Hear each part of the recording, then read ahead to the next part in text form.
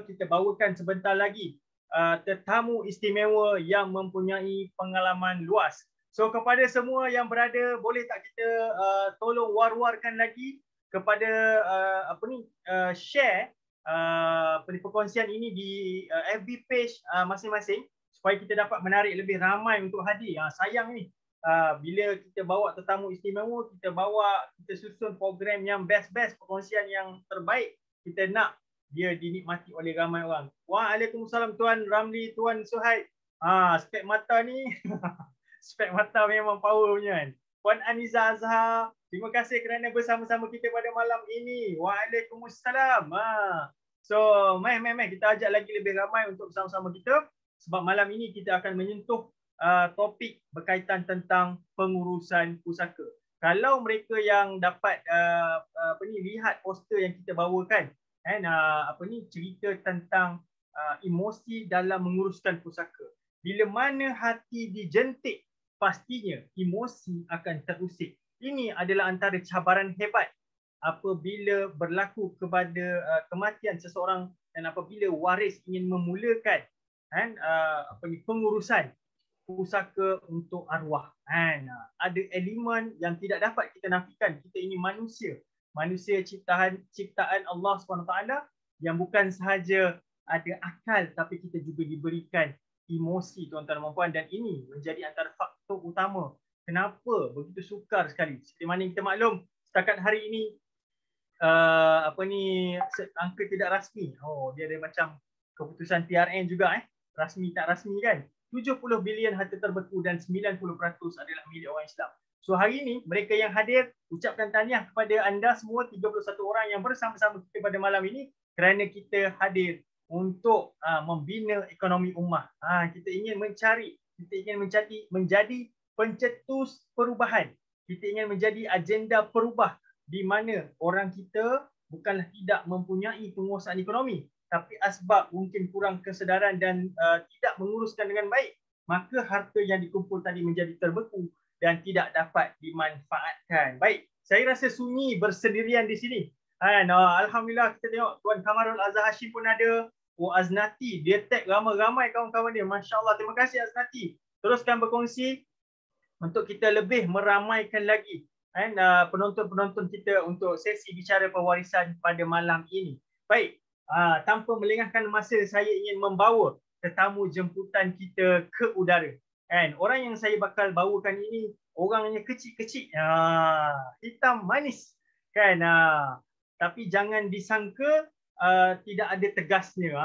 Sebab dia adalah Ketua Jabatan Legasi di Syarikat Amanah Patuh Syariah Wasiah Syok Berhad yang sudah berpengalaman selama 17 tahun membantu menguruskan. Tuan Yahya tak ada mic nak berbual. Okey, kita berikan anda ruang komen saja kan. Kalau beri mic tak jadi nanti kita punya sesi ni. Okey. Baik, terima kasih Hilal. Sharekan biar ramai-ramai. So, macam yang saya sebut tadi, orangnya hitam manis, kecil-kecil tetapi pengalaman begitu luas dan pernah kita bawakan beliau dalam sesi perkongsian sebelum ini dengan tajuk Kerambit Pusaka. So, hari ini kita bawakan beliau sekali lagi kerana tak cukup masa hari itu tuan-tuan. So, jemput ke udara Encik Muhammad Nazri Haji Kasim, Ketua Jabatan Legasi Wasiah Syok Berhad. Assalamualaikum Tuan Nazri, apa khabar? Waalaikumsalam warahmatullahi taala wabarakatuh. Ada nervous ke kita nak live hari ni? Nervous tu tak adalah. Tapi saya kurang sihat sikit hari ni, tapi insya-Allah kita cuba buat yang terbaik. Baik. Nampak walaupun dalam keadaan kurang sihat tu senyumnya masih manis lagi tu. Ini kalau ambil ni boleh bancur dengan kopi lah, manis dia. Okey Cik Nazri, mungkin ada di kalangan penonton kita hari ini yang pertama kali bersama-sama dengan Cik Nazri kan. Kalau mereka yang berada sebagai perunding wasiah dan sebagainya mungkin dah banyak kali pengalaman telefon lah, bertanyakan pendapat dan pandangan kan. So mungkin ada lagi sahabat-sahabat yang hadir hari ini belum lagi kenal. Mungkin saya nak bagi ruang untuk Cik Nazri memperkenalkan dirilah. Long version ke, short version ke, tak apalah. Okey, bismillahirrahmanirrahim. Assalamualaikum warahmatullahi taala wabarakatuh. Terima kasih Tuan Sairi. Dia rasa macam janggal pula kalau nak memperkenalkan diri ni kan. Macam dekat sekolah tu. Masa awal-awal kita masuk tahun baru dalam sekolah kan. Kita kenalkan diri masing-masing. Okey, dia mulakan depan tu nama diberi. Okey. Nama diberi adalah Muhammad Nazri bin Damir. Berasal daripada Selayang dan telah berkhidmat dengan Wasiah Shop bermula pada tahun 2005, Februari 2005 sehingga ke hari ini, dan berbagai tingkat jawatan lah yang telah diberikan tanggungjawab kepada saya, dan alhamdulillah hari ini saya sebagai Ketua Jabatan Pengurusan Legasi, yang mana Jabatan Pengurusan Legasi ini berperanan untuk menguruskan harta pusaka pelanggan-pelanggan Wasiah Shop selepas kematian pelanggan tersebutlah. So dalam menguruskan harta pusaka ni, apabila laporan kematian itu diterima, sehinggalah maksudnya bila kita terima saja laporan kematian daripada waris-waris, kita dah start dah dengan tugas-tugas yang kita telah gariskan, sehinggalah waris-waris menerima perintah daripada agensi-agensi yang berkenaan di dalam pengurusan harta pusaka tuan. Baik. So kalau ikut-ikutkan numbers of case tu memang banyak Cik Nazri. Cuma saya nak tanya, dalam tempoh COVID ni lah, kita dah berada dalam pandemik ni sejak 2020 sampai 2021. Bagaimana pertambahan kes-kes baru yang masuk dalam tempoh ini Cik Nazri? Adakah luar daripada biasa ataupun macam mana? Sebenarnya kalau kita tengoklah sama ada COVID ke tak ada COVID ke, kematian hari-hari akan ada, tetap ada kematian daripada hari ke hari. Dan apabila COVID ni hadir di atas muka bumi ni, jumlah kematian itu semakin lama semakin meningkat. Kita nampak dekat situ. Dan masyarakat kita pun ada yang dah mula faham ke mana proses pengurusan harta pusaka itu dibuat, mengikut kepada bidang kuasa yang terlibat. So merujuk balik kepada soalan tuan ni, sebenarnya ia ada sedikit orang kata perbezaan lah di antara sebelum COVID dan juga semasa COVID ni tadilah, di dalam proses pengurusan harta pusaka itu. Kerana apa? Umum mengetahui selepas kerajaan mewartakan perintah kawalan pergerakan, maka majoriti daripada organisasi termasuk juga dengan agensi-agensi kerajaan ini tidak beroperasi di awal-awal itu. So apabila tidak beroperasi, maka kes yang telah difailkan, yang akan difailkan akan terhenti sebentar, sementara menunggu pelepasan daripada PKP itu tadi.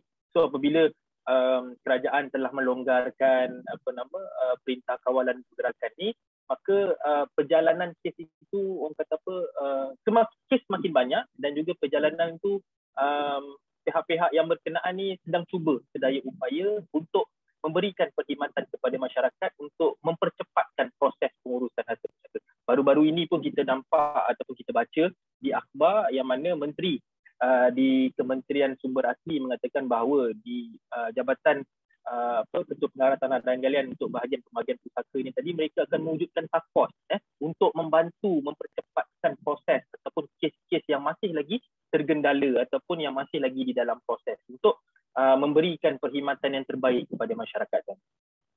Maksudnya kita expect dalam keadaan sekarang agensi juga macam di pejabat pusaka kecil kan, juga mengalami jam kan. Ya, betul. Dah banyak pending case yang terhenti disebabkan mereka pun juga tertakluk kepada perintah kawalan pergerakan, tak boleh pergi office, tak boleh nak bergerak kan. Kita dengar kes mahkamah pun dibicara secara online Cik Nazri. Ya, betul. Kes-kes yang difailkan ke Mahkamah Tinggi, yang mana kes keseluruhan harta pusaka yang melebihi daripada 2 juta ataupun si mati semasa hidupnya, dia ada membuat wasiat pentadbiran, maka kes itu akan diuruskan ke Mahkamah Tinggi Sivil. Tetapi di Mahkamah Tinggi Sivil mereka menjalankan perbicaraan secara atas talian, dipanggil ADView. So sebenarnya kes-kes ke Mahkamah Tinggi Sivil ni dia berjalan lah, walaupun dalam tempoh PKP, So dia tetap juga berjalan. So tak ada masalah lah. Sebab Di dunia ada bicara online. ya dah. PPK tak ada bicara online. Di Pejabat Pusat Kecil masih lagi belum. Tetapi mungkin mereka sedang mencari kaedah-kaedah yang terbaik untuk memberikan perkhidmatan yang terbaik kepada masyarakat lah pada waktu ini. Tetapi di Mahkamah Tinggi Sivil sebenarnya perbicaraan secara online ni dah orang kata apa dah menjadi kebiasaan dah semasa awal-awal PKP hari itu, dan sehingga ke hari ini pun masih lagi ada perbicaraan yang dibuat secara online. So sebenarnya dia mempermudahkan urusan-urusan masyarakat kita. Sebab kita tahu bila kita nak menuntut harta pusaka ni bukan satu proses yang pendek ataupun yang singkat. So agensi-agensi kerajaan ni cubalah untuk memberikan perkhidmatan yang terbaik kepada masyarakat untuk mempercepatkan urusan pengeluaran surat kuasa mentadbir ataupun perintah pembahagian. Betul-betul. Kadang-kadang kalau kita lihat tempoh masa ni pun memainkan peranan. Dia boleh mempengaruhi juga dari sudut waris-waris, persetujuan dan sebagainya. Betul tak tuan? Betul. Sebab sebenarnya masa ni memang orang kata apa elemen yang sangat penting lah. Dalam keadaan contoh kita biasa jumpalah dalam situasi di awal-awal orang kata apa kematian kepada tuan punya harta ni, waris mungkin ada 5 orang. Tetapi ditangguhkan urusan pusaka itu, berlaku pula kematian di kalangan waris dah bertambah dah, mungkin dah jadi 8 orang, 9 orang atau mungkin 10 orang. So bila waris makin ramai ni, orang kata apa kemungkinan dari sudut untuk bersatu ataupun untuk dapatkan permuafakatan tu mungkin saya tak kata 100% tetapi mungkin menjadi sedikit cabaran lah di kalangan waris-waris untuk memulakan proses ataupun untuk mendapatkan permuafakatan bagaimana harta pusaka itu perlu diagihkan, apakah kos yang terlibat dan sebagainya. Baik. So Cik Nazir, dekat FB ni saya tengok kita ada 43 mata yang sedang memandang sekarang. Saya nak mengucapkan selamat datang kepada semua. Kita baru ni mukadimah memanaskan badan. Kejap lagi ada kisah hebat yang bakal dikongsikan. Jadi saya percaya kalau 40 kita ni berkongsi ke FB page masing-masing, insyaAllah dia akan mencambahkan lagi. 44 jadi 88. 88 jadi berapa tu? Kira kan? Kan? Jadi teruskan berkongsi. InsyaAllah kita akan dapat mengutip mutiara-mutiara ilmu. Kita doa mudah-mudahan majlis kita ini juga menjadi sebahagian daripada majlis ilmu yang mendapat keberkatan. Baik, macam yang Cik Nazri sebut tadi, elemen-elemen yang mengganggu gugat ataupun boleh menjadi faktor dalam pengurusan pusaka. Salah satunya adalah masa.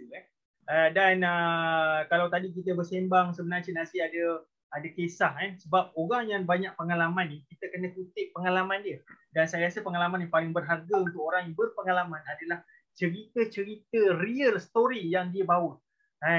Jadi mungkin Cik Nazri boleh kongsikan dengan kita disebabkan faktor lambat urus dan sebagainya, apa kemungkinan ataupun kisah-kisah contoh yang boleh kita jadikan sebagai tauladan dan juga sempadan kita untuk kita yang masih hidup ni. Silakan Cik Nazri. Okey, kalau nak bercerita tentang kisah-kisah orang kata apa gelagat lah, saya kata mungkin boleh kata gelagat di kalangan waris-waris di dalam proses pengurusan harta pusaka ni sebenarnya banyak kan. Tapi mungkin malam ni saya nak petik satu kisah ni lah yang mana kes ini adalah kes pusaka, dia bukanlah maksudnya si mati ni bukanlah pelanggan WhatsApp shop, tetapi waris-waris dia datang kepada WhatsApp shop minta bantuan daripada WhatsApp shop untuk membantu urus kes pusaka arwah ayah dia. Okey, fakta kes tu lebih kurang begini. Yang datang kepada saya ataupun yang menghubungi saya ni adalah salah seorang daripada anak dia. Maksudnya anak si mati ni tadi, anak sulung dia lah. Dia menetap di Kuala Lumpur. Dia menghubungi saya, dia dapat nombor telefon saya, dia kata daripada ex-staff dari WhatsApp shop sendirilah.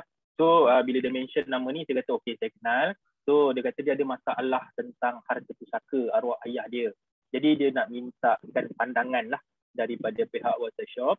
Bagaimana proses pengurusan harta pusaka arwah ayah dia dapat diuruskan. Jadi saya kata proses pengurusan harta pusaka ni tuan, kita tak boleh orang kata apa bercakap by phone mengikut ataupun ambil saja apa fakta yang dia berikan kepada kita. Sebab dia proses pengurusan harta pusaka ni kita kena kaji keseluruhan, banyak elemen ataupun banyak sudut yang kita kena pastikan, barulah kita boleh advise kepada waris-waris apakah tindakan ataupun apakah proses yang perlu dilalui oleh waris-waris. Jadi saya bagi tahu kepada abang yang sulung ni, saya kata insya-Allah kita boleh bantu, tetapi saya perlu dapatkan gambaran ataupun fakta yang lebih detail lah. Jadi mungkin tuan boleh setkan satu tarikh, saya datang.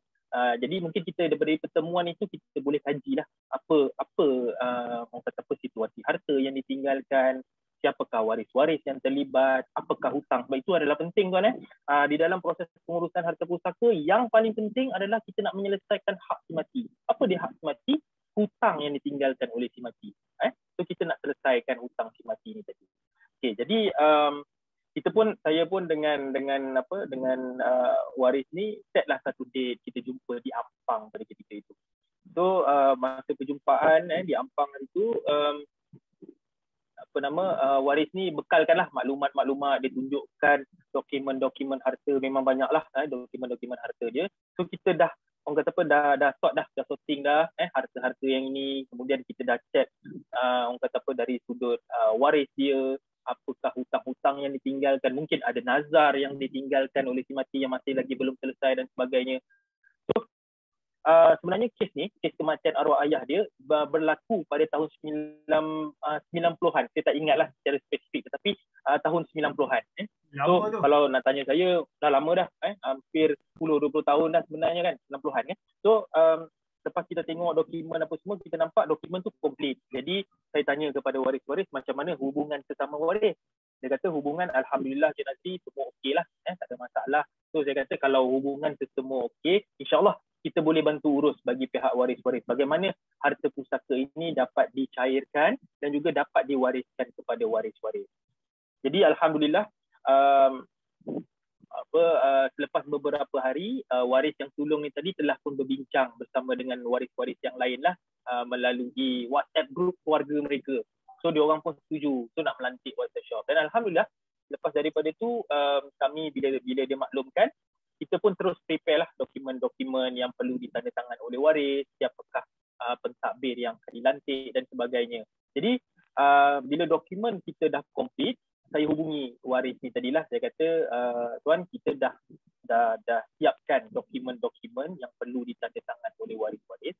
Jadi mungkin saya boleh jumpa dengan tuan dulu untuk saya explain satu-satu apakah dokumen-dokumen ini dan apakah kesan daripada dokumen-dokumen ini. So dia kata okey alhamdulillah, dan kita boleh jumpa baliklah tempat yang sebelum ni. So pada tarikh dan juga tempat yang telah dijanjikan, kita hadirlah perjumpaan untuk kali yang kedua sebenarnya dengan waris yang sulung ni tadi. So bila kita dah explain dan sebagainya dan dia pun faham. So dia kata cuma saya nak minta tolong daripada Encik Nazri dan tim dia kan. Saya tanya apa dia tu kan? Dia kata boleh tak Encik Nazri hadir ke kampung saya, iaitu di rumah pusaka, untuk berjumpa dengan kesemua waris. So saya kata boleh, insyaAllah tak ada masalah, sebab waris-waris pun dah tahu, maksudnya dah bersetuju untuk melantik White Shop dan juga dah bersetuju dah siapakah pentadbir yang akan dilantik di kalangan waris-waris untuk menguruskan harta pusaka. So saya kata insyaAllah tak ada masalah. So setlah satu tarikh. Jadi keluarga ni ataupun harta rumah pusaka ni terletaknya di utara semenanjung Malaysia. Jadi kita pun setlah satu date, kita pun naik ke utara. Perjumpaan ataupun perjumpaan bersama dengan waris-waris ni kita set pada sebelah malam, 8:30 malam. Jadi kita ada masa lah untuk travel, saya dan tim saya ada masa lah untuk travel ke utara. So malam tu kita dah boleh start buat kerja lah untuk jumpa dengan waris-waris, untuk explain dan sebagainya. So pada 8:30 malam, alhamdulillah kami sampai ke rumah pusaka tu tadi, dihadiri oleh kesemua waris kecuali abang dia yang sulung ni tadilah, sebab abang yang sulung ni duduk di KL, yang lain semua duduk di utara. Kemudian sebab waris dia total ada 9 orang termasuk seorang ibu, so ada 10 lah total dia. So semasa perjumpaan tu, masa kita sampai tu, ada seorang waris lagi tak hadir.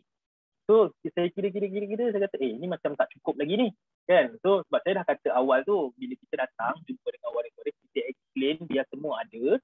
So kalau apa saja persoalan boleh ajukan kepada kita, dan selepas itu kita akan dapatkan tanda tangan lah, supaya besoknya bila kita balik ke Kuala Lumpur, kita dah terus boleh proses dah. Maksudnya kita tak payah tunggulah dokumen tu nak dihantar balik dan sebagainya, sebab dia akan, orang kata apa, lagi banyak masa diambil, akan lagi banyak risiko yang mungkin timbul selepas daripada tu. Jadi 8.30 kita sampai tu, kita bagilah masa 15 minit ke 20 minit untuk tunggu seorang lagi waris ni hadir. Tapi malangnya tak ada, tak sampai-sampai. Jadi saya tanyalah macam mana, adakah kita nak start ataupun kita nak tunggu waris ni hadir sampai dulu. Dia kata tak apalah, Encik Nazri pun dah lama sangat tunggu ni. So why not kita start dulu. Kejap lagi mungkin kita dah jalan separuh, mungkin dia sampai lah kot. So saya kata okeylah. Kita pun explain satu-satu dokumen. Ini adalah orang kata apa, saman bermula yang kita filekan. Ini adalah sumpah pentadbiran yang perlu ditandatangan oleh pentadbir yang dilantik. Maksudnya yang akan mengakui bahawa proses pengurusan harta pusaka ni akan dibuat dengan amanah. So adalah dokumen-dokumen lain yang perlu ditandatangan dan sebagainya. Jadi lepas kita habis tu lebih kurang dekat pukul 10 macam tu, waris ni tak sampai-sampai. Jadi saya kata macam mana ni tuan-tuan dan puan-puan. So dia kata tak apalah, kami call sekejap. So yang salah seorang daripada waris ni call waris yang tak hadir ni lah. Call dia kata sekejap lah, dah on the way. So kita kata okey tak apalah, on the way tu insyaAllah sekejap lagi sampai lah tu. So tapi yang bagusnya saya tengok family ni, mereka sangat, orang kata apa, budaya orang Melayu ni sangat cantik tau. Sebab apa? Mereka melayani tetamu ni orang kata apa, memang terbaik lah, memang terbaik kan. Kita rasa macam mesra betul lah dengan family ni kan. Wah, ramai, lepas tu dengan cucu-cucunya, dengan anak saudara dia, riuh rendah rumah tu kan. So tunggu sementara tu kita pun sembang pengalaman masing-masing, sembang orang tu kerja mana, orang ni kerja mana dan sebagainya kan. Jadi jadikan cerita, sementara nak tunggu waris yang seorang ni tak sampai-sampai, kita pun ceritalah, sembang pengalaman dan sebagainya. Jadi malam tu kami tunggu waris yang seorang ni tadi sehingga jam 12.30 malam. Kita kata ini dah dekat 12.30. Dekat 12.30 dah. Sebab tujuan kita ataupun matlamat kita nak selesaikan cepat. Kita tak nak delay lagi. Kan? Sebab saya dah bagi tahu kepada pemohon ataupun kepada waris yang melantik kami awal-awal tu, kita kata kita turun ni, kita nak selesai semua. Kita tak nak delay lagi dah. So kita turun, semua akan tanda tangan, kita dah dapatkan persetujuan apa semua, dan kita akan terus proceed. So bila kita terus balik pada Kuala Lumpur, kita terus filekan permohonan dan kita akan dapatkan tarikh perbicaraan, kita akan dapatkan surat kuasa mentadbir yang akan dikeluarkan oleh Mahkamah Tinggi dan sebagainya. Jadi salah seorang waris ni 12.30 baru sampai. 12.30 baru sampai. Dia kata, lepas tu yang waris-waris yang lain tu pun, ya kan? Sampai tengah malam ni suspend ni. Itulah tu. So 12.30. Tapi yang waris-waris yang lain tu dia dah macam dah lemau lah kan. Dah tengah-tengah malam kan, dengan anak-anak pun dah ada tidur. Sebab rumah dia besar. Rumah pusaka ni memang besar. Anak-anak pada si mati ni memang ramai. Jadi memang arwah ayah dia ni dah prepare dah rumah pusaka ataupun rumah family yang besar. Ada banyak bilik kan. So ruang tamu dia pun macam dewan kan. So memang seronok lah suasana kampung dan sebagainya. Tapi hingga ke jam 12.30 tu saya tengok adalah muka pun macam dah tak larat mata dan sebagainya kan. So waris ni sampai. Waris yang kita tunggu-tunggu ni sampai. So dia datang, cakap, yang lain-lain dia pun adalah yang gelak-gelak dan sebagainya kan. Yang waris yang baru sampai ni, dia masuk, dia datang dengan motor kan. Dia balik dengan motor, parking, dia masuk. Kita pun yalah nak mulalah nak beramak mesra, walaupun kita tengok jam dah 12.30, macam tak kenalah pula nak tanya sihat tak sihat, dah makan ke belum kan. Jadi kita teruslah bagi salam dan kita nak mulakan proses untuk buat penerangan. Jadi waris ni terus sampai, terus duduk. Jadi dengan muka yang bengis kan, muka yang garang apa semua, mungkin saya kata mungkin on the way nak datang tadi tu mungkin minyak motor habis ke kan, mungkin masa nak keluar tadi tu ada orang kata apa, ada halangan-halangan di tengah jalan ke kan, terlanggar biawak ke dan sebagainya kan. So dia sampai, dia tunggu duduk dengan muka yang ketat lah orang kata kan, muka ketat ni, muka garang ni. So kita pun memperkenalkan diri dan kita mula explain dan sebagainya. Tiba-tiba dia terus bangun kan. Waris ni yang seorang ni tadi terus bangun. Dia bangun, dia tu kau ni banyak cakap lah, aku siku ke orang.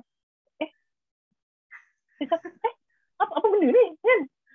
Kita datang sebab bila kita nak datang tu kita dah tahu dah apa tujuan dia, dan waris-waris pun tahu dah apa tujuan kita nak datang ni. Tiba-tiba terus bangun, dia kata, kau ni banyak cakap, aku siku kan, buat sini dokumen tu. So kita pun, yang lain semua macam tergamam. Macam, apa benda ni, dirasuk syaitan ke? Macam tu, sampai tahap macam tu lah. Yang lain tu kan semua kita terpinga-pinga. Kenapa ni? Sampai pukul 12 malam kan? Kata mungkin tahulah mungkin mana terlanggar jin ke apa ke kan, tiba-tiba dia berubah macam tu kan. So dia kata, aku siku ke orang kami. Saya dan tim saya cakap, kenapa dia ni? Kita elok je kan. Lepas tu dia kata, buat sini dokumen tu. So kita pun bagilah. Bila dah macam tu, kita takkan nak cakap lebih kan, kita diam. Kita tunggu apa yang dia nak suara kan. So dia selak satu dokumen tu, dia selak satu. Lalu ada hempas dokumen tu. Dia hempas dokumen tu ke atas table yang letak air apa semua lah. So dia kata, korang semua yang dah sign ni, korang dah baca ke dokumen? So adalah yang anak-anak saudara dia tu bagi pihak mak. Dia kata, mak kami dah baca dah, mak saya dah baca dah. Saya tak nak sebut nama tu lah, takut nanti kan dia dengar ke, dia tahu, dia tengok pula rancangan ni kan. So dia kata, korang dah betul kaji ke dokumen yang diorang buat ni? Betul ke tak betul? Lepas tu dah mula macam nak berantakan. Dia yang datang ni tadi dengan family yang tengah seronok-seronok layan tetamu daripada Kuala Lumpur ni. Jadi saya pun macam makin lama makin orang kata apa, makin tegang pula kan saya kata kan. So saya kata macam inilah, saya pun tak nak masuk campur kata apa urusan family kalau ada masalah urusan family. Jadi saya rasa mungkin saya boleh tinggalkan dulu dokumen ni. Nanti dokumen ni bila tuan dah sign, dah berpuas hati, boleh post balik pada saya. Boleh, saya tanya macam tu. Jadi ada salah seorang daripada waris tu, tak apalah Cik Nazri, Cik Nazri boleh balik dulu, nanti apa-apa nanti kami hubungi kemudian. Jadi kami pun ambil lah tindakan dan lebih kurang dalam 1 lebih lah daripada 1 lebih pagi tu, kita keluar daripada perkarangan rumah dia untuk pulang ke hotel. So kita dalam perjalanan balik daripada rumah tu tadi, saya sembang dengan tim saya, kita bawa kereta, kami berdua pun merasa macam, apa benda yang berlaku ni tadi? Kan? Jin apa yang dah merasuk kita semua ni tadi kan? Lepas tu saya tanya tim saya, apa yang terjadi tadi sebenarnya? Sebab kita dalam keadaan yang orang kata apa, yang seronok-seronok, happy-happy, gelak-gelak kan, baru berkenalan, bermesra. Sebab kita nampak macam family ni bagus lah. Dia melayani tetamu dia macam keluarga sendiri dan sebagainya kan. Jadi saya kata tak apalah, kita tunggulah nanti waris hubungi kita lah. Kalau dia tak berpuas hati dengan dokumen kita, nanti dia bagi tahulah sebab apa, dan kita pun akan explain balik. Jadi keesokannya tu kita pun dah siap-siap dah siap-siap kemas-kemas barang, kita nak balik ke Kuala Lumpur. Sebab kita biasa hotel check out pukul 12. Jadi kita check out awal lah, dia kata sebab tak ada apa dah. So kita nak balik ke Kuala Lumpur. Bila kita check out daripada Kuala Lumpur tu, daripada hotel tu nak balik ke Kuala Lumpur, ada salah seorang waris di telefon saya. Dia kata, Cik Nazri, ni pakcik saya dah sign dah, dia kata. Dah sign dah, jadi Cik Nazri boleh datang semula tak untuk collect dokumen? Dia kata, boleh, tak ada masalah. Pakcik tu ada ke? Pakcik saya ada, dia tengah tunggu. Kata, alamak, tengah tunggu. Agak-agak bertempur tak tuan? Saya tanya dia. Kalau bertempur, saya kena bersiap sedia lah kan. Takutlah apa-apa berlaku dan sebagainya kan. Sebab saya hantar tim saya sebelum ni bertempur tanpa senjata. Jadi kalau dia menggunakan senjata, saya kena ambil kelas tu tempur bersenjata lah. Dia kata macam tu. Dia kata tak apa, dia tengah tunggu. Dia mungkin nak penerangan daripada Encik Nazri. Mungkin malam tadi dia tak berapa sihat pun. Dia kata okey tak apalah. Kalau macam tu, insyaAllah dalam setengah jam lagi kita sampailah ke rumah pustaka tu. Jadi kita pun sampai pada lepas kita check out tu, kita dah sarapan apa semua, kita pun pergi balik ke rumah pustaka tu lah. Jadi sampai rumah pustaka tu, kita nampak yang waris ni tadi masih lagi maintain ataupun kontrol dia punya orang kata apa? Ketat dia tu Dia punya ketat dia tu, dia punya maintain garang dia tu masih lagi menguasai diri lah. Jadi saya pun masuk bagi salam apa semua. Saya pun tak tanya apa-apa. Saya tunggu je dia nak tanya soalan kan. Sebab kalau saya lebih-lebih kan takut saya makan tipu dia pula kan. Tak pasal-pasal pula kan. Balik nanti kan saya tanya kenapa lebam-lebam pergi kerja ke pergi bergaduh. Jadi saya pun ambil pendekatan, saya kata tak apalah, kita tunggu apa soalan dia nak tanya. Jadi yang duduk tu, saya dan tim saya, dia dan juga salah seorang daripada anak saudara dia yang orang kata apa, yang membantu organisekan lah dari sudut pertumpahan dan sebagainya. Jadi kami semua diam. Kan? Saya pun tak nak tanya apa-apa, tim saya pun tak nak tanya apa-apa, dan dia pun tak nak tanya apa-apa. Jadi diam macam tu. Jadi saya kata okey, saya check balik dengan yang anak saudara, Cik Nazri, ni semua dokumen dah complete dah, semua waris dah sign. Jadi saya tanyalah ada apa-apa lagi orang kata apa, penerangan ke yang perlu saya buat supaya memastikan ke semua waris faham tentang apa yang telah ditandatangan, yang ataupun apa yang telah dipersetujui. Jadi yang orang kata apa, yang waris yang ketat ni tadi, dia duduk geling kepala je. Cakap pun tak, dia geling kepala je. Okey, tak okey lah kalau macam tu, tak apalah. Jadi saya minta diri dulu lah, saya kata saya balik. So on the way balik tu, yang anak saudara ni hubungi saya. Dia minta maaf lah, dia kata atas orang kata apa, keterlanjuran bapa saudara dia terhadap kami yang berlaku malam tu. So saya tanya sebenarnya kenapa? Dia kata macam ni, Cik Nazri, sebenarnya bapa saudara saya ni dia selalu kena tipu, dia cakap. Dia selalu kena tipu. Jadi disebabkan selalu kena tipu itulah dia mula berhati-hati. Jadi bila dia mula berhati-hati, dia nak pastikan supaya harta pusaka yang ditinggalkan oleh arwah atuk kami ataupun bapa dia ni tadi dapat diuruskan ataupun dapat diwariskan kepada waris-waris oleh orang yang betul, dan juga diuruskan oleh orang yang betul, dan juga diwariskan kepada waris-waris mengikut kata apa, hukum syarak sebenarnya. Untuk hukum syarak. So dia tak nak lari lah daripada tuntutan syarak dan juga undang-undang dan sebagainya. Jadi disebabkan itulah dia cuba nak menunjukkan yang dia tu agresif untuk memastikan supaya hak-hak waris ataupun harta pusaka yang akan diwariskan oleh waris-waris ni tadi dapat dibuat dengan betul, dapat dibuat dengan orang kata apa, mengikut peruntukan undang-undang yang telah ditetapkan. Jadi saya kata begitu keadaannya, selalu kena tipu lah. Jadi kalau selalu kena tipu ni, kita kena tengok balik kan, sama ada memang kita minta ditipu ataupun kita memang begitulah nasib kita. Begitu kan. Tapi saya tak cakap lah dengan dia kan, jadi mungkin pada saya tak salahkan waris tersebut, sebab mungkin dia memang kata apa, sayangkan family dia, dia sayangkan orang kata apa, harta-harta pusaka yang ditinggalkan oleh arwah ayah dia, dan dia sayangkan hubungan sesama mereka. Sebab itulah dia bertindak agresif untuk memastikan hak mereka terpelihara. Kadang-kadang ialah kita pun tak tahu kan, tambah-tambah pula kami di Kuala Lumpur, mereka duduk di utara Tanjung, tak tahu apa yang kita buat di Kuala Lumpur. Mungkin yang dilantik oleh abang yang sulung ni mungkin orang yang salah, ataupun mungkin orang yang mengambil kesempatan dan sebagainya. Tambahan pula berkenaan dengan harta pusaka. Jadi mungkin kalau kata berlaku penipuan dan sebagainya, mungkin boleh keluar, ataupun harta yang ditinggalkan oleh arwah ayah dia tidak dapat dimanfaatkan ataupun tidak dapat diwariskan kepada mereka.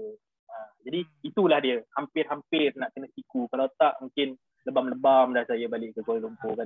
Siapa yang perasan dalam copywriting jemputan kita untuk minggu ini, itulah ayat pemula dia. Aku tipu Kang, tu bukan main-main, kisah benar tuan-tuan dan puan. So betul. Hati-hati. Sebab kalau tiku dia tu dah dekat dah dengan hidung saya kan. Kalau kena ni kemek lah kan.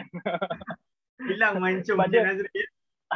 Sebab dia bukan cakap je kan. Dia cakap dan kata apa, ada reaksi dia sekali. Dia cakap, dekat betul dengan mata hidung ni. Haji Bakil Piramli tu aku lasi.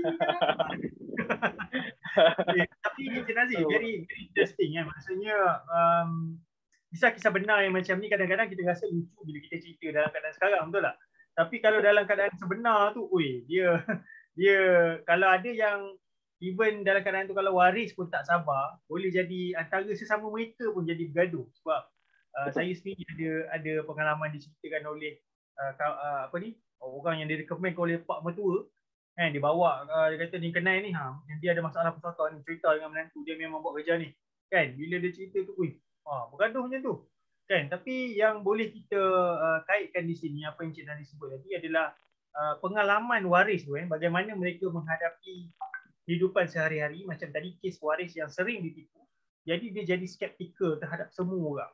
Tapi dalam kes pusaka biasa, Cik Nazim, memang adakah isu ketidakpercayaan ni memang isu yang memang wujud dalam kes pusaka biasa? Sebab kita pun banyak dengar juga kes tiba-tiba suruh sign, tiba-tiba semua dikautnya.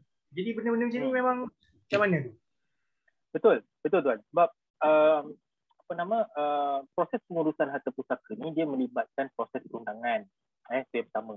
Yang keduanya, kebanyakan terutamanya kes-kes yang melibatkan ataupun kes yang diuruskan ke Mahkamah Tinggi Sivil, so banyak dokumen-dokumen yang perlu disediakan untuk kita menfailkan permohonan. Paman pemulanya lah, affidavit permohonan, affidavit persetujuan dan sebagainya. So mungkin saya boleh nasihatkan kepada penonton di luar sana ataupun masyarakat kita di Malaysia, apabila melibatkan tentang harta pusaka, kita kena pastikan apa dokumen yang sampai di depan kita, kepada kita, yang merujuk kepada harta pusaka yang ditinggalkan oleh ahli keluarga kita. Kita kena baca betul-betul dan kita kena fahamkan betul-betul. Dan kita kena tengok juga sama ada harta ataupun dokumen yang kita tanda tangan itu tadi hanya memberi ataupun merujuk kepada pentadbiran harta pusaka ataupun merujuk kepada pembahagian harta pusaka. Kalau kata contohnya merujuk kepada pentadbiran harta pusaka, kita ada peluang lagi untuk menukar ataupun memohon kepada mahkamah untuk tukar pentadbir. Tetapi kalau kata contohlah kita ditipu dari sudut pembahagian, apabila perintah itu dah keluar, telah pun didaftarkan di pejabat tanah dan sebagainya, agak sukar untuk kita dapat semula. Walaupun memang boleh, tetapi dia akan melalui satu proses yang mungkin panjang di mahkamah untuk kembalikan semula harta itu kepada harta pusaka ataupun kepada waris-waris yang terlibat. Sebab itu mungkin saya ambil peluang ini live pada malam ni, kepada masyarakat di luar sana, pastikan dokumen yang tuan-puan tanda tangan, tuan-tuan dan perempuan baca dan fahamkan dulu dan tahu apa fungsi kepada dokumen yang bakal tuan-tuan dan perempuan tanda tangan. Siang tadi Cik Nazir, saya ada berkesempatan dijemput oleh satu keluarga lah, kes pusaka juga kan. Asalnya bergaduh nak letakkan pentadbir. Adik-beradik semua kata letak seorang je. Yang ada 2-3 orang kata jangan letak seorang, letak 2-3 orang. Tapi last yang kata 2-3 orang ni mengalah. Apabila mereka mengalah, apa yang terjadi adalah orang yang diletakkan nama ni di atas tanah yang ada rumah sewa ni, selama 15 tahun dia makan seorang-seorang je duit sewa. Betul. Itu biasa dah tuan. Itu biasa dah. Maksudnya kadang-kadang inilah dia kan. Ada orang berjaga-jaga tapi dalam dominasi ramai-ramai kan.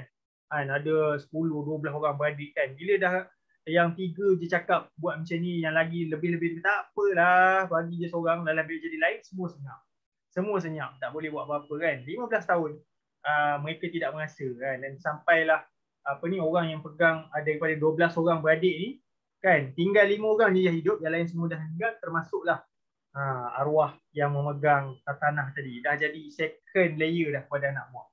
So memang saya rasa pengajaran yang besar lah. Sebab memang kita rasa kadang-kadang isu pusaka ni dia ulur je borang, sign je, ni untuk apa ni, dia kurang je kan. Betul tuan. Sebab dia memang orang kata apa, macam saya kata tadilah, masyarakat kena alert, kena faham dulu betul-betul. Kalau tak faham, jangan buat andaian. Pergi rujuk mana-mana orang kata apa, pakar, mana-mana pihak-pihak yang boleh memberikan pandangan terhadap dokumen yang bakal mereka tanda tangan. Sebab salah je langkah memang mungkin berputih mata lah. Kalau macam tuan cerita tadi tu, mungkin dari sudut pentadbiran lah, pentadbiran yang akan mungkin pentadbir yang dilantik ni tadi dia dah collect kata apa dari sudut hasil dan sebagainya, dia makan seorang.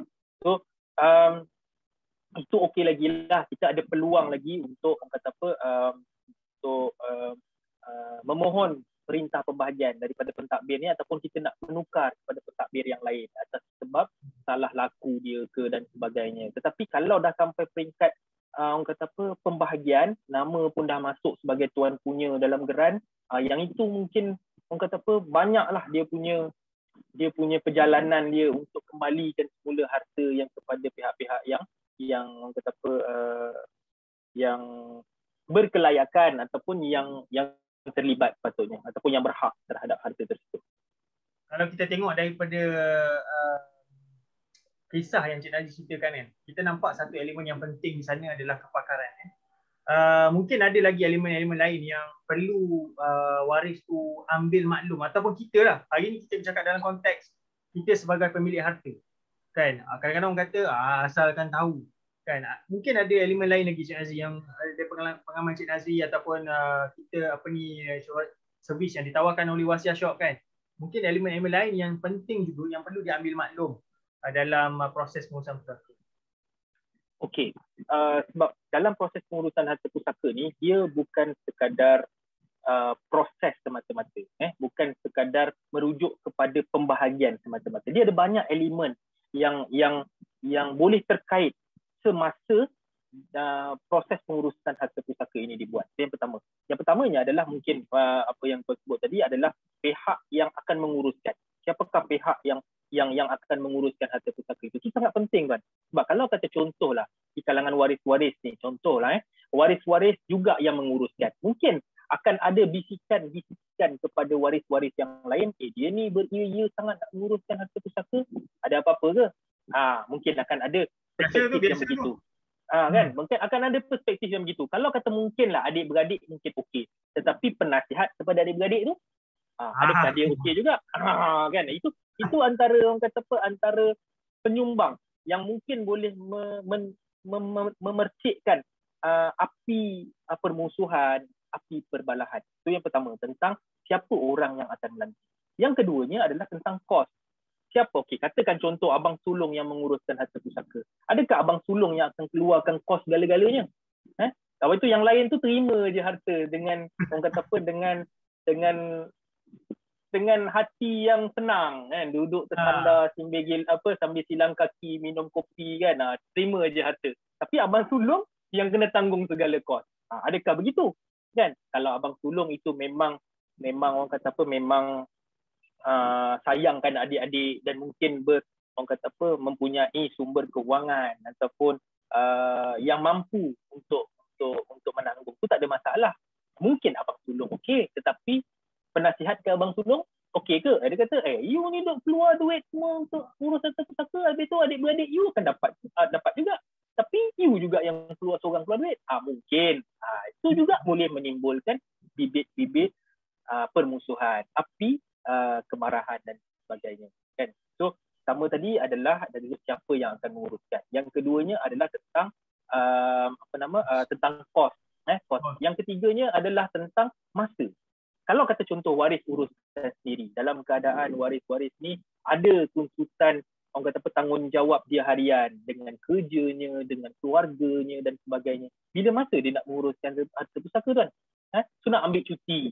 Nak ambil cuti pula tu, kalau contohlah dalam tempoh sekarang, nak pergi mana-mana agensi keuangan ke, agensi pendaftaran ke mana-mana ke, kena buat appointment dulu.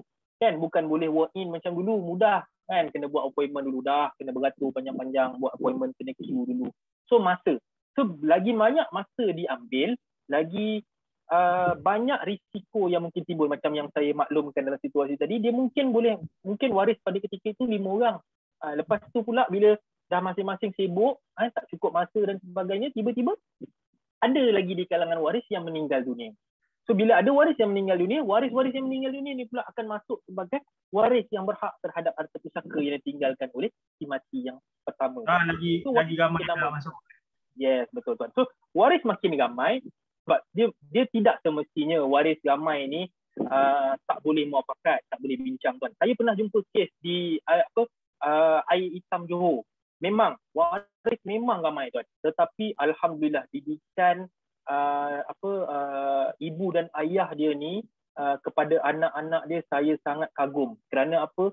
Walaupun adik-beradik ramai, ipar, duai, cucu-cucu dan sebagainya, tetapi mereka mempunyai satu semangat kata apa, kekeluargaan yang sangat erat.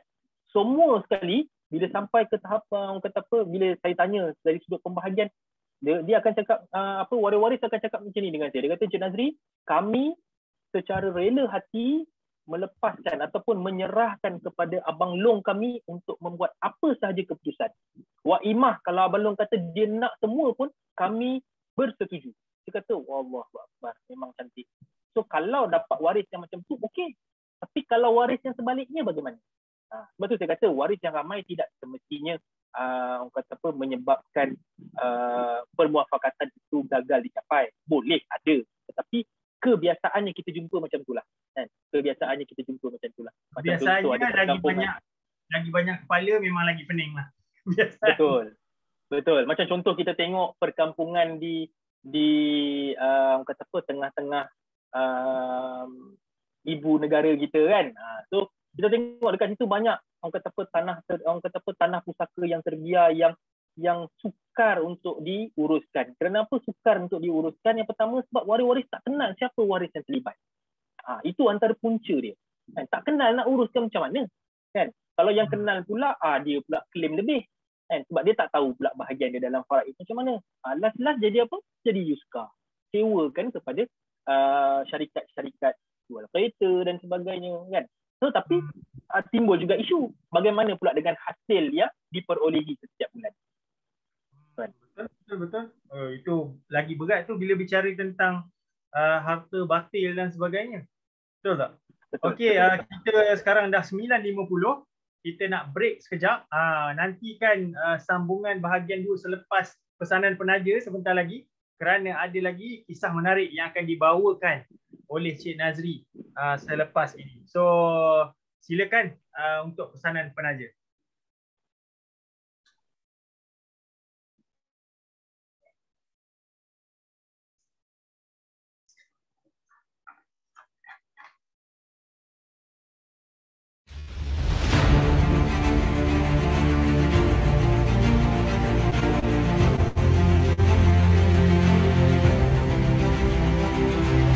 Kesedaran masyarakat Islam mengenai harta yang tidak dituntut dan beku ini semakin meningkat. Kausar Wealth Management. Perusahaan Kausar Wealth Management Senin Berhad.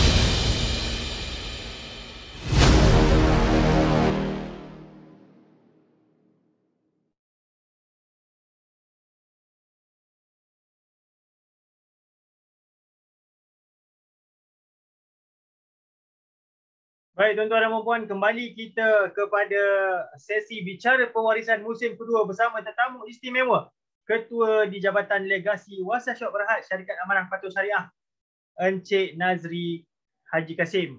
Sebentar tadi kita dapat lihat pesanan penaja daripada Kausar Wealth Management.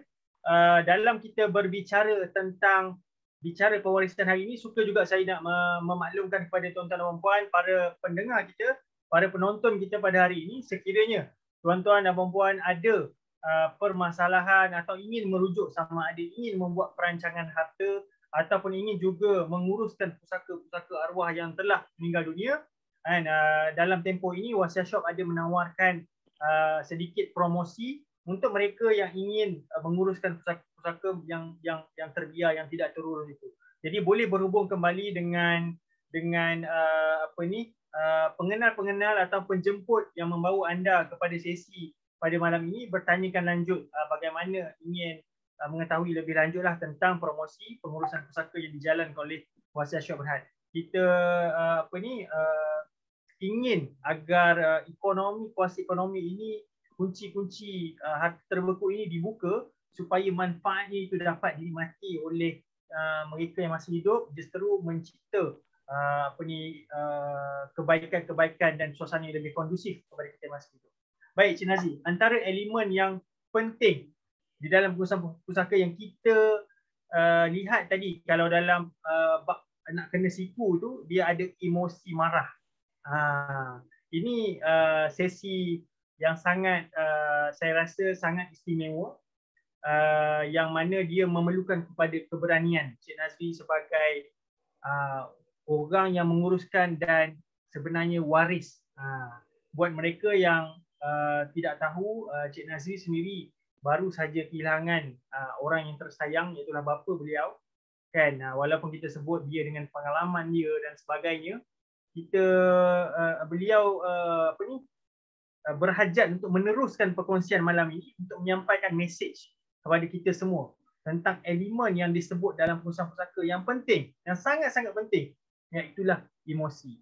Mungkin saya ingin serahkan pentas kepada Cik Nazri untuk menceritakan Cik Nazri dengan pengalaman sendiri berbelas tahun menguruskan pusaka, apabila pusaka ataupun kematian itu berlaku kepada orang yang kita sayang sendiri, bagaimanakah mungkin sudut perjalanan tuan sebagai seorang waris sampai ke tahap untuk menguruskan pusaka itu sendiri?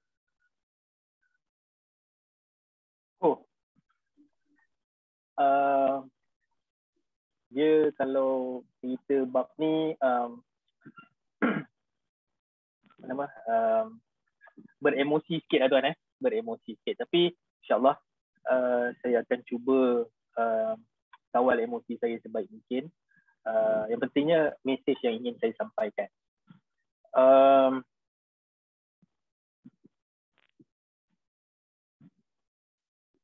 Okey, macam ni tuan. Saya ni adalah anak tunggal dalam keluarga. Anak tunggal dalam keluarga. Mak saya dah lama uzur, hampir 6-7 tahun. Dan sebelum ini saya, isteri saya, ayah saya bergilir-gilir lah menjadi yang kata apa, mengambil tanggungjawab ataupun memberikan perkhidmatan ataupun menjalankan tanggungjawab untuk kendalikan mak saya. Sebab mak saya ni dia tak boleh uruskan diri dia sendiri. So kita kena uruskan diri dia, mandi dia, makan dia dan sebagainya.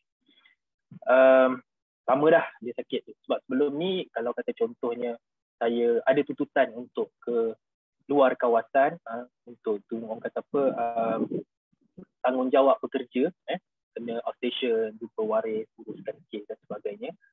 Ayah saya akan ada di rumah, akan tengok mak saya dan juga isteri saya lah. Sebab saya memang duduk dengan mak dan ayah saya, sebab tak ada siapa lagi yang akan tengok dia. Memang itulah tanggungjawab yang perlu saya laksanakan. Nak jadikan cerita, ayah saya memang tak sakit. Ayah saya memang masih kuat. Dia masih lagi boleh bawa motor sampai ke Kuala Lumpur walaupun berumur 79 tahun.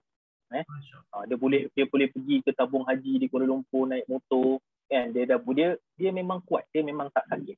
Kencing manis, darah tinggi tu biasalah. Tetapi janji Allah itu pasti tuan. Janji Allah itu pasti. Kematian itu tidak akan cepat walaupun seminit, tidak akan lambat walaupun sesaat. Tidak cepat sesaat, tidak lambat sesaat. Memang itu dah janji yang telah ditentukan ataupun yang telah ditetapkan oleh Allah. Pada 31 Januari ayah saya meninggal dunia dalam keadaan yang saya agak terkejut sebab ayah saya memang sihat. Dia memang sihat. Sebab saya bawa dia pergi ke hospital pun, sebelum ambulans sampai pun dia boleh berjalan, dia boleh berjalan dan sebagainya. Tapi Allah lebih sayangkan dia sampai ke hospital hanya 15 minit saja tuan. Hanya 15 minit saja Allah dah ambil dia. Dan so saya tak berkesempatan untuk Okey.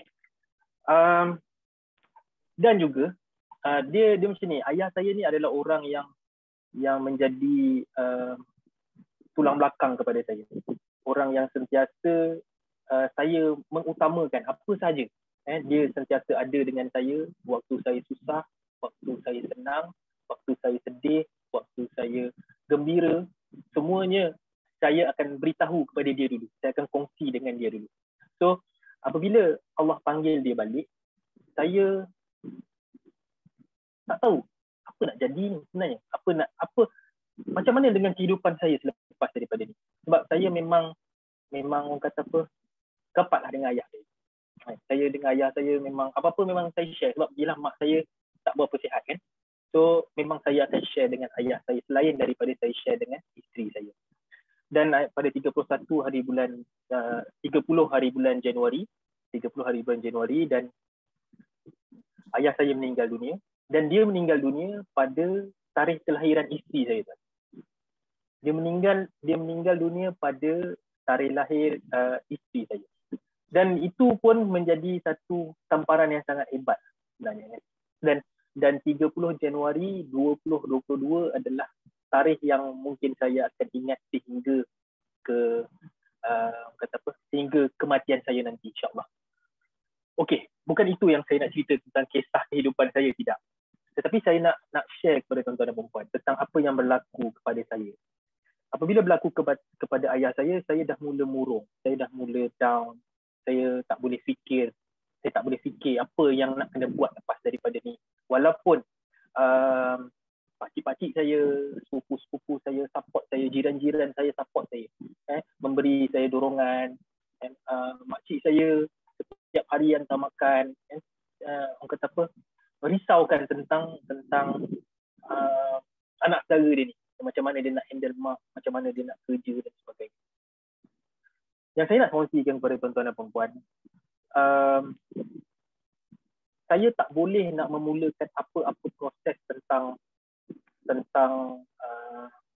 harta pusaka dan juga apa yang saya perlu buat selepas kematian ayah saya. Walaupun ialah saya tak kata saya pakar, tetapi saya adalah sedikit ilmu, adalah sedikit pengalaman di dalam proses pengurusan harta pusaka. Kita biasa uruskan kes pusaka pelanggan-pelanggan kita. Tetapi bila sampai dekat saya, nak mendaftarkan sijil kematian sahaja, saya mengambil 3 kali percubaan. 3 kali percubaan. Percubaan yang pertama, saya pergi dengan isteri saya. Saya pergi dengan isteri saya ke JPN. Saya dah masuk dah ke kaunter di JPN tu untuk ambil nombor.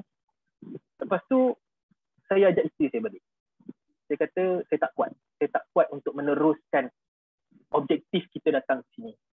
Dan isteri saya memahami dan dia kata tak apalah, jom kita balik. Ya, abang tenang-tenang dulu. Mungkin petang karang ke besok datang lagi. So saya pun balik dengan isteri saya. Lepas lunch dalam 2.30 macam tu, saya pergi sekali lagi. Tapi saya pergi kali kedua ni dengan anak saya yang sulung. Anak saya yang sulung dah berumur 11 tahun. So dia tukarlah. So bila isteri saya, teman saya, dia jaga nenek dia. So bila saya pergi dengan dia, isteri saya jaga mak di rumah. Jadi percubaan yang kedua, saya pergi dengan anak saya yang sulung. Pun sama juga tuan, saya dah sampai, saya dah ambil nombor pun. Hanya tunggu giliran nombor dipanggil ke kaunter untuk teruskan. Malangnya saya kata, jomlah kak kita balik. Ayah, saya tak boleh lah nak buat atuk punya sijil kematian ni. So anak saya kata, tak apalah ayah, jomlah kita balik. Ayah pun macam tak sihat, jom balik. So saya balik. Keesokannya tu,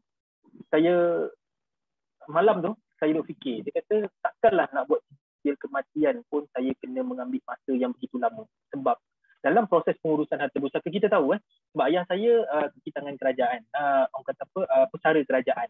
Jadi dia ada pencen. Jadi sijil kematian adalah dokumen yang sangat penting dan paling penting di dalam apa saja urusan yang melibatkan harta ataupun urusan ayah saya. Jadi malam tu saya fikir, saya kata esok aku kena kuat, aku kena pergi juga. Dan keesokannya tu saya pergi bersendirian tanpa ditemani isteri saya, tanpa ditemani oleh anak saya yang sulung. Dan alhamdulillah saya berjaya mendapatkan sijil kematian, tetapi hampir menitik air mata lah apabila pegawai JPN tu sebelum dia nak keluarkan sijil kematian tu dia akan potong IC kan. Dia akan potong IC arwah kan. So saya berjaya mendapatkan sijil kematian. Bila saya dapat sijil kematian tu saya tak terus balik rumah kan. Saya terus ke kubur. Saya terus ziarah kubur ayah saya. Saya menghabiskan masa lebih kurang dalam 1.5 ke 2 jam di kubur. Untuk saya ambil masa bersendirian. Saya merenung dekat kubur, saya duduk berfikir, saya kata aku tak boleh macam ni. Aku kena start memulakan langkah seterusnya. Dan semasa saya duduk termenung seorang-seorang dekat kubur, saya cuba mengimbas balik kes-kes yang telah saya uruskan. Yang mana si mati meninggalkan isteri dan anak-anak yang masih lagi bawah umur, dan isteri tu pula suri rumah penuh masa kan. Kita tahu bagaimana isteri ni tadi sangat struggle untuk meneruskan kehidupan, dan dalam masa yang sama juga untuk menguruskan harta pusaka. Sedangkan ujian yang Allah bagi kepada saya ni hanya sikit je jika nak dibandingkan dengan orang lain kan. Jadi daripada situlah saya cuba cari kekuatan dalam diri saya untuk bukan saya kata saya tak move on. Saya redha dengan ketentuan Allah, tetapi pastinya lah bila melibatkan emosi dengan orang yang tersayang, kita nak bilik dokumen pun dia akan jadi ada sesuatu yang akan macam menarik hati kita kan. Rentak hati kita, cucuk hati kita. Setiap momen tu kan Cik Nazir, setiap kali macam nak kata tengok baju dia, kita cari dokumen dia, tengok nama dia, tengok dalam IC ada gambar, dia akan mencetuskan balik ingatan-ingatan kita kepada arwah. Betul. Sebab saya duduk dengan ayah saya duduk dengan mak saya daripada saya kecil sehinggalah saya berkahwin, sehinggalah saya dikurniakan 3 orang anak. Kami bersama setiap spot di rumah ni, kita tahu dekat mana ayah saya selalu duduk kan, dekat mana ayah saya selalu lepak, dekat mana kita orang selalu bercakap kan. So dia itulah. Jadi seterusnya dari sudut nak menguruskan harta pusaka pun saya memang tak mampu untuk memulakan, belum ada lagi kekuatan, sedangkan saya selalu bercakap dengan orang harta pusaka ni, macam saya tadi kita kata masa kita perlu segera untuk menguruskan harta pusaka supaya nak mengelakkan daripada berlakunya kematian selepas daripada itu, dan juga nak menyelesaikan hak yang ditinggal ataupun hak si mati ni tadi, iaitu hutang ataupun nazar jika ada yang kita mesti selesaikan untuk bantu kepada si mati. Tetapi bila berlaku kepada saya tak mampu. Apa yang saya buat? Alhamdulillah saya dikurniakan oleh tim Jabatan Pengurusan Legasi yang sangat faham tentang bagaimana dia punya bos kat situ kan. So alhamdulillah saya minta tolong dan mereka memang volunteer untuk membantu saya dalam menguruskan harta pusaka. So tim saya lah yang start untuk cuba kumpulkan dokumen untuk saya, untuk pergi dapatkan carian untuk saya, membantu saya dari sudut nak menguruskan harta pusaka arwah ayah saya. So dekat sini tuan, walaupun kita ada pengalaman, walaupun kita ada ilmu dalam pengurusan harta pusaka, jika emosi itu mengawal kita ataupun emosi itu masih lagi menyelubungi kehidupan kita, kita tak boleh nak bertindak ataupun kita tidak boleh berfikir dengan sebaiknya sebenarnya. Sebab yalah, takkan kita boleh lupakan hanya seminggu, 2 minggu. Saya rasa dia akan ambil masa yang lama. Dia akan ambil masa yang lama. Tambahan pula saya dalam situasi saya hanya seorang saja. Saya hanya anak tunggal saja. Jadi saya perlu kuat. Saya perlu kuat untuk mak saya. Saya perlu kuat untuk isteri dan anak-anak saya untuk meneruskan kehidupan. Sebab kalau saya lemah, memang semua pun takkan jadilah. Jadi apa yang saya nak sampaikan, pentingnya adalah pihak ketiga dalam menguruskan harta pusaka. Sebab bila ada pihak ketiga yang membantu urus harta pusaka ni, sebenarnya dia boleh meringankan beban kita supaya kita boleh fokus kepada arah yang lain. Sebagai contoh, apabila saya minta bantuan daripada tim saya untuk menguruskan harta pusaka, saya dah boleh fokus kepada yang lain. Saya dah boleh planning sedikit demi sedikit. Saya dah mula saya dah mula untuk berfikir apakah jenis-jenis bantuan yang saya boleh buat untuk arwah ayah saya dekat sana. Sebab ketika ini kita faham apabila orang yang telah meninggal dunia yang hanya adalah sedekah dan juga amal jariah ataupun doa daripada anak-anak yang soleh. Belum tentu lagi saya soleh. Jadi saya cuba ke arah untuk menjadi anak yang soleh supaya doa saya sampai kepada dia, insya-Allah. Jadi penting, sangat penting tuan-tuan untuk kita ada pihak ketiga yang membantu, boleh mengekalkan dari segi objektif kerja itulah, betul tak? Sebab dalam kita melihat kepada contoh urusan memandikan jenazah pun ni, Tuan Nazri, kita lihat adalah apabila berlaku kematian kepada contohlah orang di masjid tu kan, dia ada pakar dia kan, seorang dua tu kan. Apabila orang-orang ini meninggal pun sebenarnya walaupun dah ditolong oleh anak dia sebagainya, mereka juga memerlukan kepada orang lain untuk membantu menguruskan bagi pihak ayah tadi. Sebab masa tu kita pun dalam keadaan tambah lagi lah kematian-kematian yang mengejut yang kita tak sangka kan. Tak ada apa-apa, tiba-tiba dimaklumkan meninggal dunia. Maknanya mind itu belum bersedia. Dalam kajian-kajian yang kita tengok pun, especially bagaimana kesan kepada suri rumah ni, ada yang mengambil masa berbulan sampai bertahun. Barulah mereka boleh stabil dari segi fikiran dan emosi itu untuk terus bergerak. Jadi saya suka nak menyambut apa yang Cik Nazri sebut tadi. Maksudnya di sinilah peranan kenapa pentingnya kita ni sebagai pemilik harta memikirkan satu janji yang pasti ni, janji pasti iaitu kematian ini akan menghampiri kita semua. Dan dia pasti akan sama ada kita satu hari merasa bagaimana proses itu ataupun waris kita yang merasa bagi pihak kita yang telah meninggalkan. So kita kalau boleh belajar daripada kisah-kisah ini untuk menyediakan persediaan yang kondusif lah kepada waris supaya mereka tidak terbeban dan sebagainya. Saya lihat ada soalan di ruangan chat, di ruangan komen tu ada soalan daripada Puan Suzanah Welas.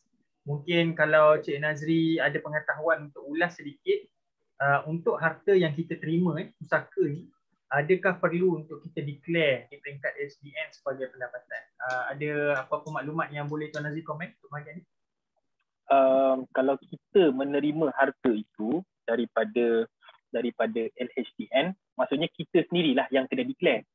Kalau tanya saya, kita declare lah kan, supaya LHDN tahu bahawa ini adalah harta pusaka yang kita perolehi. Tetapi untuk si mati, kita kena cek sama ada dia masih lagi ada hutang ataupun tidak dengan LHDN. So kalau ada hutang, maka kita kena selesaikan hutang dia. Tetapi kalau pada pandangan saya, better declare lah, supaya LHDN tahu duit yang ada pada kita, yang masuk kepada kita ni adalah datang daripada harta pusaka.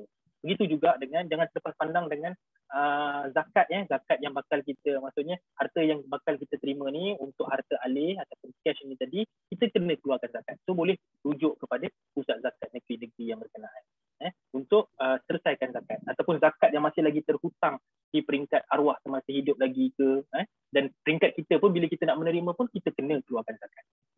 So boleh rujuk kepada pusat zakat yang ada. Dua sudut pandang lah sebagai penerima dan juga di peringkat arwah tadi.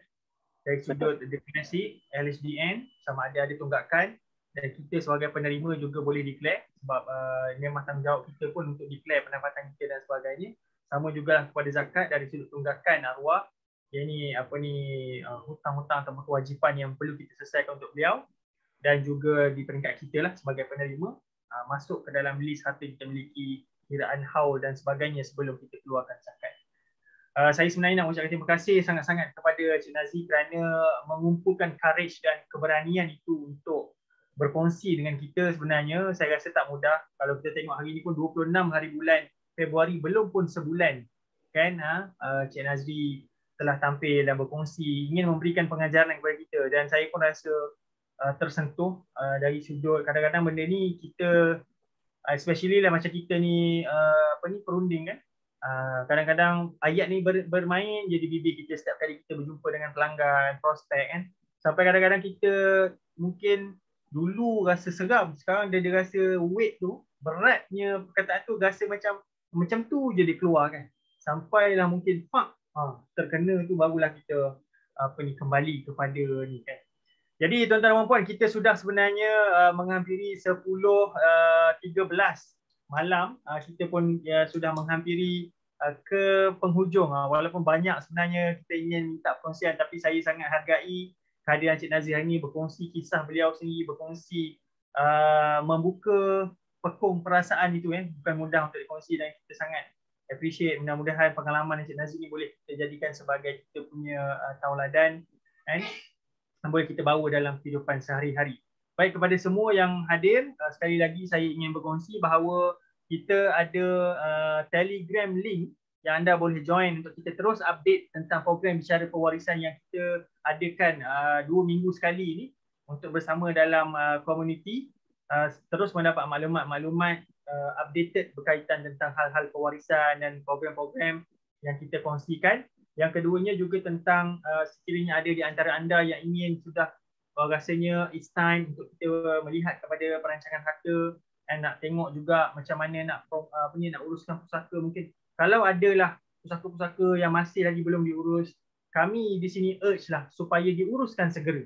Dibuatlah segera mungkin, jangan dibiarkan sebab bebanan itu kita takut terpalit kepada arwah yang berada di alam barzakh. Jadi sebelum kita mengakhiri sesi, mungkin saya nak jemputlah Cik Nazri untuk memberikan kata-kata penutup kepada semua penonton kita pada malam ini. Silakan Cik Nazri.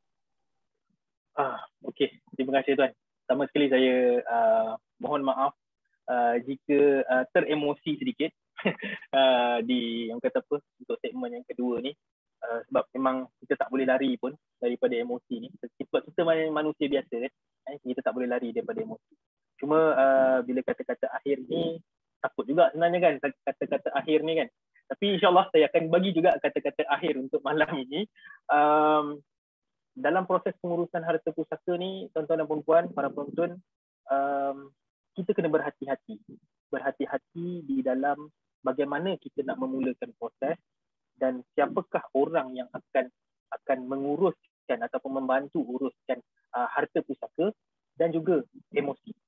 Ini antara elemen-elemen yang kata apa, yang sangat penting bagaimana harta pusaka itu dapat diuruskan dengan lancar, dapat diuruskan dengan sempurna. Dan saya tak ada kata-kata akhir lah tuan sebenarnya, sebab dia macam mana nak kata, perkataan akhir tu pun memberikan kesan emosi So saya ucapkan ribuan terima kasih kepada semua penonton, dan saya harapkan sharing kita pada malam ini memberikan manfaat kepada tuan-tuan dan puan-puan. Tujuan saya adalah untuk berfungsi, menjadikan sebagai panduan kepada tuan-tuan dan puan-puan agar mengambil tindakan ataupun membuat persediaan awal dari sudut siapakah orang yang akan menguruskan harta pusaka kita selepas ketiadaan kita nanti, insyaAllah. Jadi terima kasih tuan. Baik, terima kasih Cik Nazri atas kata-kata penutup tadi, bukan kata-kata akhir, kata-kata penutup untuk sesi perkongsian kita pada malam ini. Itulah pesanan bagi orang yang kerjanya menguruskan, dan beliau sendiri merasai bagaimana sukarnya untuk meneruskan urusan bagi pihak keluarga sendiri. Saya rasa kita juga akan termasuk dalam golongan yang sama. Hanya tinggal Allah memberi kita peluang merasa momen itu, ataupun pihak waris kita yang rasa sebab kehilangan kita. Jadi dua-duanya macam sudut pandang SDN tadi kena tengok dua belah, kita pun kena tengok dua belah. Dan sebenarnya hari ini hadirnya Wasiat Shop kami di kumpulan Kausar Wealth Management Kausar Group adalah untuk berkongsi dengan ilmu pewarisan, melihat kepada bagaimana kesediaan ini boleh dibuat dengan rapi dan baik. So jemputlah untuk anda kembali kepada penjemput anda untuk hadir sesi malam ini. Terus kekal bersama kami dalam sesi bicara pewarisan. Kita bawakan banyak lagi perkongsian-perkongsian menarik dengan tetamu-tetamu jemputan istimewa untuk berkongsi dengan kisah-kisah ataupun ilmu-ilmu yang terbaik untuk kita bawa sebagai panduan kita dalam kehidupan. Akhir kata daripada saya sebagai moderator pada malam ini, kan, hidup ini sentiasalah berbakti. Setiap masa kita memberikan manfaat. Kepergian kita itu sesuatu yang pasti.